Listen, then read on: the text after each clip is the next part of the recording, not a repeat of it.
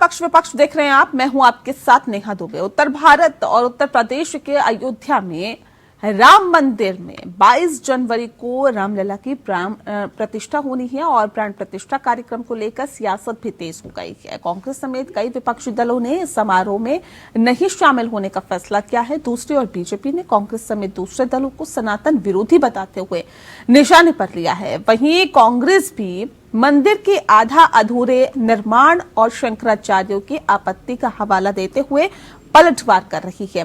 अब कांग्रेस के पूर्व विधायक इमरान मसूद का बयान आया है। हालांकि कांग्रेस के कई नेता अभी भी प्राण प्रतिष्ठा कार्यक्रम का न्योता ठुकराने का विरोध कर रहे हैं। मध्य प्रदेश के पूर्व मुख्यमंत्री दिग्विजय सिंह के भाई और पूर्व विधायक लक्ष्मण सिंह ने कांग्रेस के फैसले पर हैरानी जताई है। उन्होंने न्योता ठुकराने का परिणाम भुगतने की कांग्रेस को चेतावनी दी है। कार्यक्रम को लेकर सियासत तेज है और ऐसे में अब वाकई देखने वाली बात होगी कि कांग्रेस का अगला स्टैंड क्या होता है। रिपोर्ट देखिए।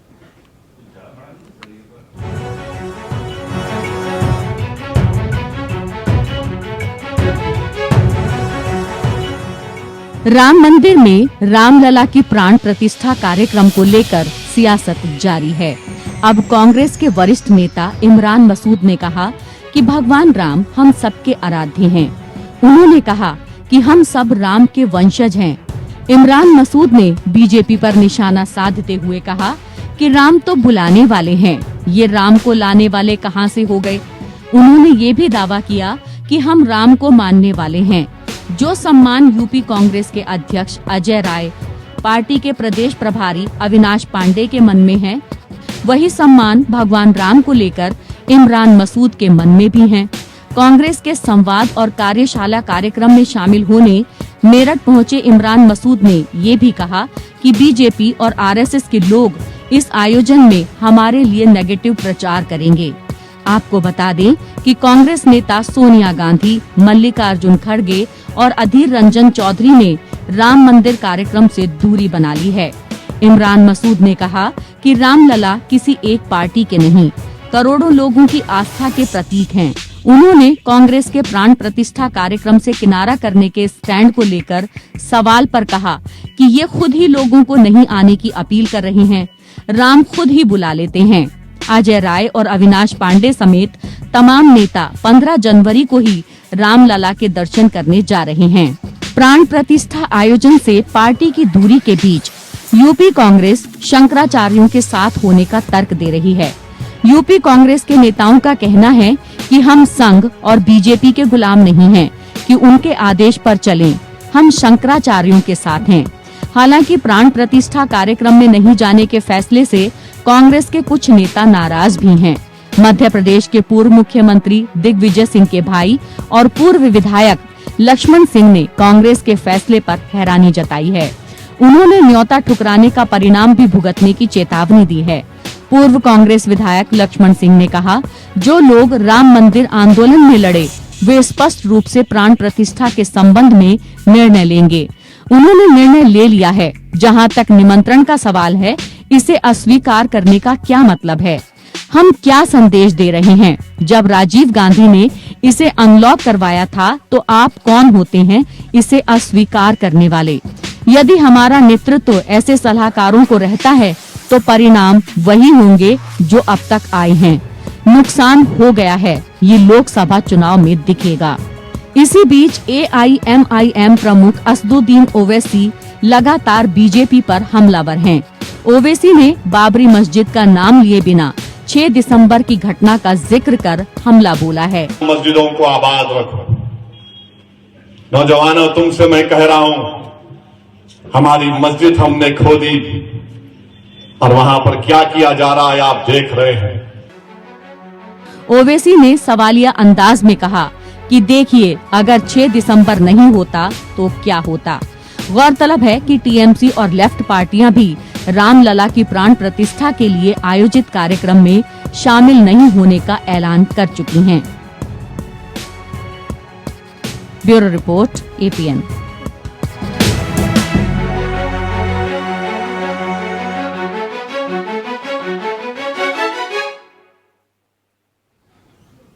और चलिए इस विषय पे आज हम तफसील से चर्चा करेंगे। खास मेहमान हमारे साथ मौजूद हैं, उनसे आपका परिचय करा देते हैं। इस वक्त हमारे साथ अनामिका सिंह जी हैं, प्रवक्ता हैं भारतीय जनता पार्टी की, बहुत स्वागत है आपका।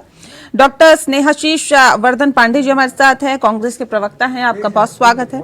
आदिल हसन जी हमारे साथ है, प्रवक्ता है AIMIM के, बहुत स्वागत है आपका। और सुमन अर्पण जी हमारे साथ है, राजनीतिक विश्लेषक है, आपका भी बहुत स्वागत है। इस खास कार्यक्रम की शुरुआत पांडे जी आपके साथ ही करते हैं। सर, कांग्रेस में क्या वाकई पसोपेश की स्थिति है? अब ये समझ नहीं आ रहा है कि कांग्रेस को विरोध करना है या समर्थन करना है, जाना है या नहीं जाना है, निमंत्रण को स्वीकार करना है या इसको अस्वीकार कर देना है। इतनी पसोपेश की स्थिति क्यों? कांग्रेस का स्टैंड क्लियर क्यों नहीं है? कांग्रेस का स्टैंड पूरी तरीके से क्लियर है और कांग्रेस की विचारधारा जो रही है वो हमेशा इस देश की आत्मा के साथ, इस देश की संस्कृति के साथ, इस देश की पूरी ऐतिहासिक पृष्ठभूमि के साथ जुड़ी रही है। तो इसलिए कांग्रेस पार्टी में कोई पसोपेश नहीं है, कोई कंफ्यूजन का स्टेट नहीं है। हम लोग पूरी तरीके से राम को मानने वाले लोग हैं। इस देश में जितने भी धर्म हैं उन सब का सम्मान करने वाले लोग हैं। और इस बात को समझ लेना होगा कि हम भारतीय जनता पार्टी के किसी भी इवेंट जो उसे राजनीतिक माइलेज दिला रही है उसका हिस्सा नहीं बनना चाहते हैं। केवल इसलिए ये संदेश देना है। और रही बात देश के जो, लेकिन बीजेपी कह रही है सर, बीजेपी कह रही है कि आपने निमंत्रण को ठुकराकर हिंदुओं की भावनाओं के साथ खिलवाड़ करने की कोशिश की है, उनकी भावनाओं को ठेस पहुंचाई है। लेकिन भारतीय जनता पार्टी के लोग तो पाकिस्तान भेजने वाले लोग हैं और सनातन को बार बार बेचने वाले लोग हैं। ये लोग ये बात बोल रहे हैं तो इन पे हंसी आती है मुझे ये सोच के। क्या मैं कान पकड़ के नाम लेना चाहूंगा कि हमारे सनातन धर्म के सबसे बड़े धर्मगुरु आदि शंकराचार्य, चारों आदि शंकराचार्य ने किस तरीके से उनका न्योता ठुकरा दिया। तो क्या ये कहना चाह रहे हैं ये कि सनातन धर्म के वो लोग भी विरोधी हैं? कहना क्या चाहते हैं भारतीय जनता पार्टी के नेता किसी तरीके से कांग्रेस को लपेट रहे हैं? नहीं, कोई और नहीं कह रहा सर, आपके ही नेता कह रहे हैं, आपके नेता भी कह रहे हैं कि इसका खामियाजा आप लोगों को भुगतना पड़ेगा। आपके ही नेता कह रहे हैं कि न जाने क्या सोचकर, किसी के दबाव में आकर कांग्रेस ने ये फैसला ले लिया है। आचार्य प्रमोद कृष्णम ये कह रहे हैं कि गलत फैसला है। तमाम आपके और नेता कह रहे हैं गलत फैसला है। ये कोई भारतीय जनता पार्टी के नेता नहीं कह रहे, आप लोगों के नेता भी ये कह रहे हैं। तो क्या कांग्रेस में दो फाड़ है, जो एक ये समर्थन कर रही है कि इसमें जाना चाहिए, दूसरा कह रहे नहीं जाना चाहिए? कांग्रेस लोकतांत्रिक दल है और सभी को अपनी बात रखने का यहाँ छूट है। हम लोग कोई तानाशाही पार्टी नहीं चला रहे हैं भारतीय जनता पार्टी के लोगों के द्वारा जैसा। और सबसे बड़ी बात मैं कह देना चाहता हूँ कि 15 तारीख को खरमास जब खत्म हो जाएगा, हमारे यूपी प्रदेश के अध्यक्ष अजय राय जी जा रहे हैं अयोध्या अपने पूरे दल के साथ। और अगर कांग्रेस राम विरोधी रहती और न्योता को ठुकराने के लिए, आप भी जानते हैं कि आधे अधूरे मंदिर में, क्योंकि पूरा देश जान चुका है कि किस तरीके से आधे अधूरे मंदिर में प्राण प्रतिष्ठा किया जा रहा है। और प्राण प्रतिष्ठा भी ऐसे व्यक्ति के द्वारा कराया जा रहा है जो खुद हमारे देश में कहा जाता है यत्र नार्यस्तु पूज्यन्ते रमन्ते तत्र देवता, जिसने अपनी ही पत्नी को छोड़ दिया है, ऐसे व्यक्ति के द्वारा प्राण प्रतिष्ठा कराया जा रहा है। ये अपने आप में सनातन धर्म का नाक उड़ाने वाला बात है। ठीक है अनामिका जी, मैं सीधा रुख आपका कर लेती हूँ। ये कह रहे हैं कि बेकार की ये बातें हैं कि हम लोग सनातन विरोधी हैं, हिंदू विरोधी हैं। ये तो कह रहे हैं कि राजनीतिक हित साधने की आप लोग कोशिश कर रहे हैं और 2024 का चुनाव भी इसी के सहारे अपनी नैया पार लगाने की कोशिश कर रहे हैं। ये पूरी तरह से राजनीतिक कार्यक्रम बना दिया आप लोगों ने। देखिए, भारतीय जनता पार्टी को अपने राजनीतिक हित साधने के लिए, 2024 के चुनाव को जीतने के लिए, जो भारत का आदर्श है राम जन्मभूमि, हम जिसकी बात करते हैं, जो हमारी सांस्कृतिक विरासत है या जो हमारे सांस्कृतिक मूल्यों की पराकाष्ठा है, उसको भुलाने की या उसके लिए किसी भी तरह की राजनीतिक चीज करने की हमें आवश्यकता नहीं है। और हम राम जन्मभूमि पर मंदिर निर्माण की बात आज से नहीं कर रहे हैं। भारतीय जनता पार्टी वो पार्टी है जो अपनी स्थापना के समय से ही अपनी जिन बातों पर अडिग रही है, अचल रही है, और हम आज भी वही खड़े हुए हैं। और जहां तक कांग्रेस प्रवक्ता जिस तरह से बोल रहे थे, ये बहुत ही मेरे लिए आश्चर्य का विषय बिल्कुल भी नहीं है अगर कांग्रेस ने इस निमंत्रण को ठुकराया है, क्योंकि उन्होंने अपना असली चरित्र और चेहरा जनता के सामने उनका आ गया है और ये उनकी बाध्यता है कि उन्हें ऐसा करना पड़ेगा। अगर वो चाहे भी तो राम जन्मभूमि नहीं आ सकते, क्योंकि उन्हें कट्टरपंथी मुस्लिम जो एक तबका है उसको खुश करना है और उनके वोट लेना है। तो भारतीय जनता पार्टी को इसका कोई लाभ मिलेगा और कांग्रेस से हम कहीं आगे चले जाएंगे। नहीं, फिर आप लोग ये क्यों कहते हैं ये हिंदू विरोधी पार्टी है? निसंदेह हम नहीं कह रहे हैं, भारत का जनमानस कहता है कि हिंदू विरोधी पार्टी है। और देखिए मैं आपको एंकर महोदय एक बात बहुत स्पष्ट रूप से कहना चाहती हूँ कि जिसे बहुमत में जिस बात को कहा जाता है वो सत्य साबित होती है। हिंदू विरोधी पार्टी है, ऐसे बहुत सारे इसके लिए तर्क है और सत्य है। हम शुरुआत यहाँ से कर सकते हैं कि वक्फ बोर्ड की स्थापना किसने की? आज वक्फ बोर्ड के पास इस देश में आर्मी से भी ज्यादा जमीनें हैं जो कांग्रेस है। और क्या कारण है कि राम सेतु के अस्तित्व पे कांग्रेस प्रश्न चिन्ह लगाती है? राम जन्मभूमि के अगेंस्ट 24 वकील कौन खड़े करता है? भारतीय जनता पार्टी ने तो ये नहीं कहा। और आप देखिए जब एक तरह की घटनाएं लगातार घटित होती है, नहीं ठीक है, अगर राम मंदिर के प्राण प्रतिष्ठा में नहीं जाएंगे तो मतलब पार्टी हिंदू विरोधी हो जाएगी।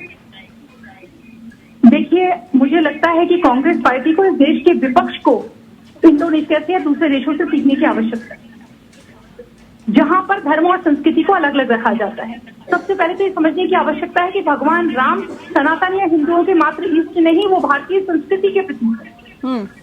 और भारतीय संस्कृति के प्रतीक से अगर आपको दिक्कत है तो मानकर चलिए कि आपको भारतवर्ष से भी दिक्कत है।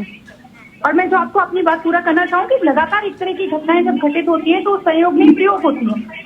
आपने देखा था कि अब भारतीय संस्कृति, परंपरा, संस्कृति, सनातन धर्म, अब ये भारतीय जनता पार्टी से सीखने की जरूरत है क्या?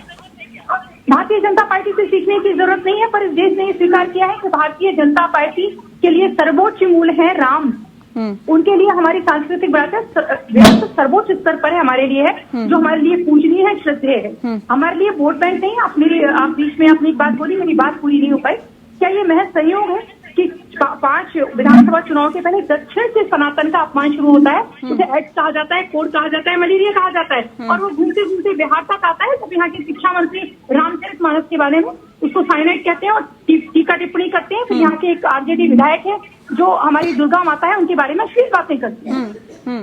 तो ये क्यों इस तरह का संयोग है जब इनको लगातार लग जाता है कि भारत देश का सनातनी और हिंदू आदरणीय नरेंद्र मोदी जी के नेतृत्व में एक हो गया है और अब वो बंटने वाला नहीं है। पूरी चिप्स है कि कांग्रेस की, अगर आपको याद हो, अगर आप पिछड़ा दलित महादलित उन्होंने बात की सारे चुनाव में जाकर कोई जातीय जनगणना कराएंगे, और जब वो देखते हैं कि इस पर में भारत की जनता दिग्भ्रमित नहीं होती है और लगातार खड़ी रहती है भारतीय जनता पार्टी एनडीए गठबंधन आदरणीय नरेंद्र मोदी जी के नेतृत्व में, तो उन्हें फिर से लौटना पड़ता है अपने वोट बैंक के पास। और ये तुष्टीकरण इसमें बिल्कुल भी आश्चर्य की बात नहीं है। और कांग्रेस बिल्कुल बहुत इस बात को स्पष्ट रूप से मैं रखना चाहती हूँ आपके चैनल के माध्यम से। हम कांग्रेस मंदिर के समय चलते हैं, नेहरू जी का ठीक है, जब राजेंद्र प्रसाद जी के जाने से उन्हें तकलीफ हुई थी, तो राम जन्मभूमि में वो आएंगे, इसमें बिल्कुल भी आपके साथ ठीक है मैम, बिल्कुल आज के चलता ये सुप्रीम कोर्ट के बात कह देते हैं रखी गई। राजीव गांधी ने शिलान्यास करवाया और पंडित पीवी नरसिम्हा राव के वक्त में मस्जिद शहीद हुई। ये तो एक सच्चाई है, सुप्रीम कोर्ट जजमेंट है।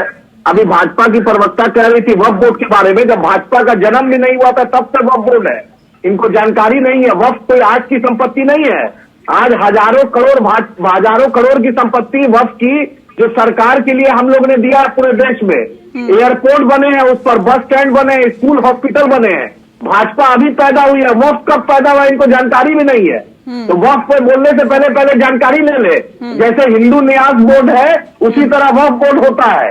तो जो धार्मिक लोग या हमारे पूर्वज ने जो जमीन दिया है अच्छे कामों के लिए, नेक कामों के लिए, उसमें लिखा रहता है वक्फनामा में किस नियत से दिया जाता है।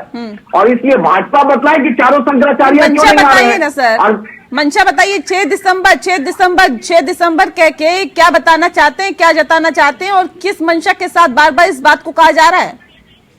क़यामत के सुबह तक हम बोलेंगे कि हमारी बाबरी मस्जिद थी और रहेगी इंशाअल्लाह ताला। क़यामत के सुबह तक ये हमारा आस्था है और हम मानते हैं उसको, ये हमारा स्टैंड है। अरे हम थोड़ी कांग्रेस और भाजपा की तरह है। बतलाए ना कि रामलला में जो 1949 में मूर्ति प्रकट हुई थी वो मूर्ति कहाँ चली गई? आखिर रात के अंधेरों में जो मूर्ति प्रकट हुई थी वो कहाँ चली गई? नया मूर्ति बैठाने की क्या जरूरत पड़ गई भाई? चारों शंकराचार्य क्यों नहीं आ रहे? सुब्रमण्यम स्वामी क्यों पूछ रहे हैं कि जो अपनी पत्नी से प्रतिज्ञा लिया, अग्नि का जो प्रतिज्ञा लिया, वो आदमी वो जो पत्नी के लिए नहीं रहा वो क्यों जा रहा है? उसको तो अधिकारी नहीं है। अनामिका जी जवाब दीजिए जल्दी से, 10 सेकंड आपके पास। सुमन मैं आ रही हूँ आपके पास। निसंदेह मुझे लगता है भारत इस विश्व का एकमात्र अभागा देश रहा होगा कांग्रेस के कारण में, या जो मेरे अभी भाई बैठे हुए जो बोल रहे थे, जब बहुसंख्यकों को अपने इष्ट के पूजन के लिए कोर्ट में लड़ना पड़ता है। और ये तो देश और दुनिया और हर संवेदनशील और जागरूक और चेतन व्यक्ति इस बात को तय करेगा कि एक आश्रम का भवन, उसकी बनाई हुई एक मस्जिद ज्यादा महत्वपूर्ण है और इसकी जन्मस्थली ज्यादा महत्वपूर्ण है। हम बिल्कुल गर्व से कहते हैं कि भारतीय जनता पार्टी राम जन्मभूमि के लिए खड़ी रही, लड़ी रही और लड़ते रहेंगे। इन्हें यहाँ बैठे ये कहते हुए भी सोचना चाहिए हजारों बार कि बाबर एक आश्रम का था और एक जगत को स्थापित करने के लिए उसने अलग अलग मस्जिद जगह जगह बड़े धार्मिक स्थलों पर बनाएंगे और मस्जिद में अल्लाह नहीं रहते हैं, वो एक पूजा स्थल है। और जो राम जन्मभूमि है वो हमारी इसकी जन्मभूमि है। दोनों बातों में बहुत फर्क है। जैसे उनके लिए मक्का मदीना इतना पूछ रहे हैं, वैसे भारतीय जनता पार्टी में सनातनी के लिए, राष्ट्रवादी के लिए, भारतीय के लिए राम जन्मभूमि हमारे प्राणों से भी प्रिय है। ठीक है आदिल जी, जल्दी से 10 सेकंड आपके पास, जल्दी से। देश संविधान से चलता है, नागपुर से नहीं चलता है। जो आजादी के वक्त में कहा थे, अंग्रेज की चमचागिरी कर रहे थे आरएसएस वाले। आरएसएस का लोग देश की आजादी के वक्त था, इन लोग तो अम्बेडकर जी को गाली देने। तो राम मंदिर भी तो संविधान से बना है ना सर, कोर्ट के आदेश के बाद ही तो बनना शुरू हुआ। अंग्रेज के दलाल आदिल जी, अंग्रेज के दरबारी थे। आदिल जी, भारत की बात करेंगे तो राम मंदिर भी तो कोर्ट के आदेश के बाद ही बना है ना। ना हिंदू बड़ा है ना मुसलमान बड़ा है, भारत का संविधान सबसे बड़ा है। इनको जानकारी नहीं है। बोलिए मोदी जी उसी लाल किला पे रहते हैं। वो लाल किला किसका बनाया हुआ है? वो भारत का लाल किला है, वो किसी और का लाल किला नहीं है। बहादुर से जफर के मजार पर मोदी जी जाकर चादर चढ़ा रहे थे और जिला के फसलें पड़ रहे थे। मोदी नवाज शरीफ से बिरयानी खा रहे थे। लोग पूछते हैं वेज बिरयानी था कि नॉन वेज बिरयानी था, ये लोग पूछता है। अब क्या करें हम? ठीक है सुमन जी का मैं रुक कर लेती हूँ। ठीक है अनामिका जी, मैं लौटती हूँ फिर से। हाँ ठीक है सुमन जी, अब सवाल इस बात को लेकर है कि देखिए AIMIM की तरफ से विरोध किया जा रहा है तो समझ आता है, लेकिन कांग्रेस की तरफ से न्योता ठुकरा दिया गया। तो क्या लगता है कि एक राजनीतिक विश्लेषक के तौर पर ये अनुभव करते हैं कि इसका खामियाजा भुगतने की बात जब कांग्रेस पार्टी के नेताओं की तरफ से की जाती है तो ये हो सकता है कि आने वाले 2024 के चुनाव में ऐसा देखने के लिए भी मिले, क्योंकि भारत आस्था का केंद्र देश कहा जाता है, भावनाओं का देश कहा जाता है। और ऐसे में अगर राम मंदिर का जिक्र होता है, जिसका सदियों से जो लोग इंतजार कर रहे थे वो बन रहा है, प्राण प्रतिष्ठा हो रही है, उसमें कांग्रेस की तरफ से न्योता ठुकरा देना, इसे किस तरह से देखते हैं आप? देखिए नेहा जी, भारत के इतिहास में ऐसा पहली बार नहीं हुआ। कांग्रेस की ये परंपरा रही है।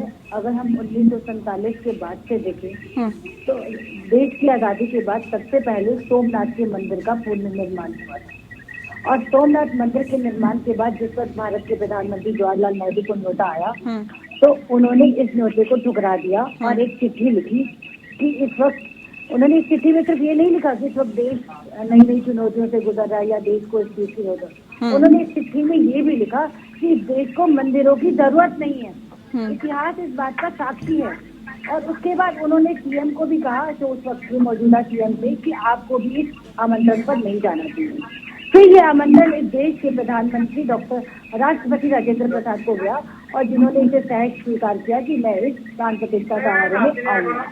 तो इस देश की जो कांग्रेस की परंपरा रही है 1947 से, देखिए इस देश का विभाजन हुआ था वो धर्म के नाम पर हुआ था, लेकिन जवाहरलाल नेहरू की जो बोए हुए बीज है जिनका परिणाम आज भी देश भुगत रहा है। लेकिन संविधान कहता है कि वसुधैव कुटुंबकम और सर्वधर्म समभाव की भावना थी। उस भावना के साथ कांग्रेस को भारत की जन जन की, राम जो है वो आस्था की चीज है, जन जन के प्राण है।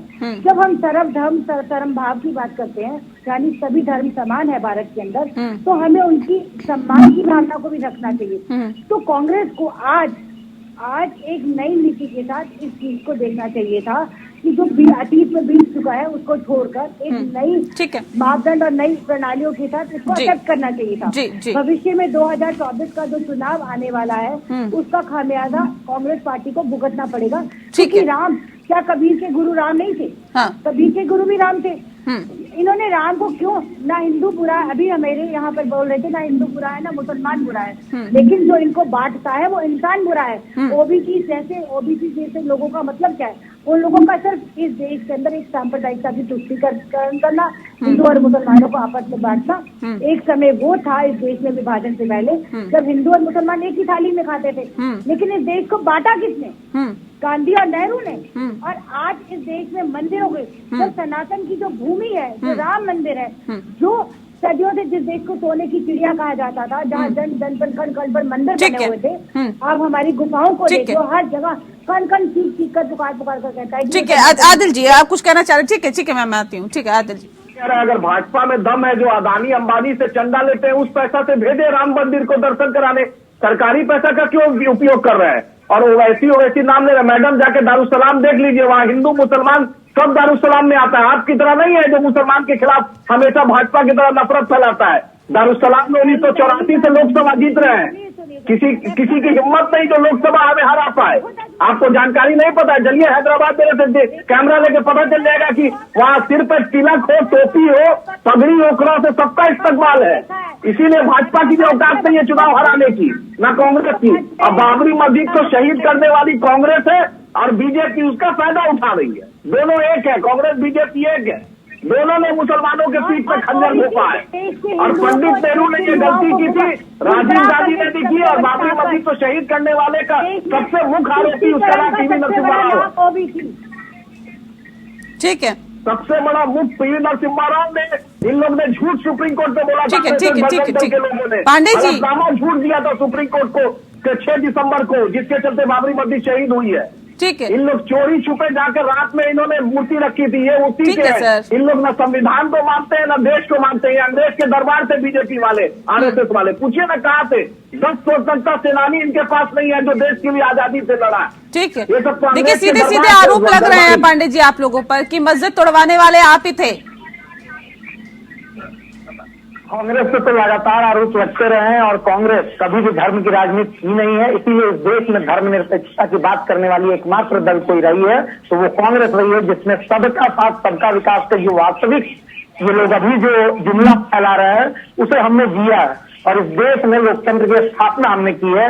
मैं जब सुन रहा था राजनीतिक विश्लेषक महोदया की बातों को, तो मैं तो इनसे ये पूछना चाहता हूँ बस कि देश की स्थापना कब हुई ये बस आप बता दें। और जब भी भारतीय जनता पार्टी के लोग बोलते हैं धर्म के बारे में, तो जिन्होंने धर्म को राजनीति में लाया और जिन्होंने धर्म के आड़ में अपनी सत्ता का सुख भोगा, वैसे लोग अगर इस धर्म में, देश में और इस देश के विकास में, राजनीति में धर्म को लाते हैं तो ये सोचने वाली बात होती है कि फायदा किसको हो रहा है, धर्म को हो रहा है या भारतीय जनता पार्टी के कथित नेताओं को हो रहा है। क्यों नहीं आडवाणी जी को बुला रहे हैं? आडवाणी जी को बुलाने के साथ साथ एक मेमो बुलाया है, जाएंगे भी, बुलाया है। अपडेट हो जाइए थोड़ा सा, जब बुलाया है सूचना देते हैं कि आप लोग मत आइए, मुरली मनोहर जोशी जी को मत बुलाइए, अशोक सिंघल जी को मत बुलाइए। दिक्कत कहाँ है इन लोगों के साथ कि इन लोगों ने इसे पूरी तरीके से बंधन छो कर दिया है। और जो तानाशाही सरकार, जो तानाशाह अभी बैठे हुए हैं, उनको खुश करने के लिए ये तरह तरह के हथकंडे अपना रहे हैं। सही बात है, ये नेशनल डिस्ट्रक्टिव अलायंस के मुखिया जो है भारतीय जनता पार्टी के लोग, वो देश को तोड़ रहे हैं। अब हिंदुओं को भी तोड़ रहे हैं, सनातन को तोड़ रहे हैं, सनातन में संप्रदायों को तोड़ रहे हैं। ठीक है सर, और किस तरीके से ये सर बाकी कुछ टूट रहा है या नहीं टूट रहा है वो एक अलग चीज है, लेकिन पार्टियां कहाँ टूट रही है ये समझने की जरूरत है। नेता छोड़ के आप लोगों को जा रहे हैं सर। ठीक है पांडे जी, पार्टी को जोड़िए, वो ज्यादा महत्वपूर्ण है, वो ज्यादा जरूरी है। आपके कई नेता पार्टी को छोड़ चुके हैं और सिर्फ ये कह के कि जो सनातन विरोधी है, हिंदू विरोधी है, ऐसी पार्टी में नहीं रहना है। लिहाजा यहाँ पर सबसे ज्यादा गहन मंथन करने की जरूरत है कि बाकी सब चीजें तो ठीक है लेकिन पार्टी यहाँ पर नहीं टूटनी चाहिए। उसी के साथ मजबूती के साथ आपको आगे बढ़ना होगा, आगे जाना होगा। बहरहाल बहुत शुक्रिया आप सभी मेहमानों का हमारे साथ इस खास चर्चा में शामिल होने के लिए। पक्ष में फिलहाल के लिए इतना ही। नमस्कार।